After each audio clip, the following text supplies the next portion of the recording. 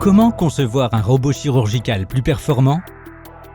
Les chirurgiens désirent bénéficier d'une plus grande liberté de mouvement ainsi que des instruments placés le plus près possible les uns des autres lors d'une procédure. Pour que les bras robotisés se positionnent quasi parallèlement au sujet, vous devez réduire la largeur effective de leurs articulations. Pour cela, choisissez un réducteur harmonique ainsi qu'un servomoteur haute performance sans boîtier aux dimensions optimales.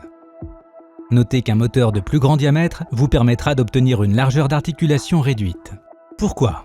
Selon la règle D2L, le fait de doubler le diamètre du bras de levier permet d'augmenter sa longueur axiale de près d'un quart sans perte de couple.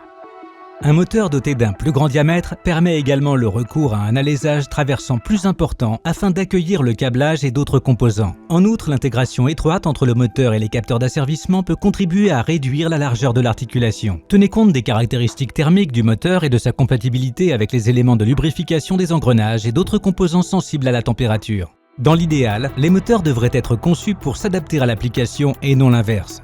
C'est le principe même des servomoteurs sans boîtier TBM 2G.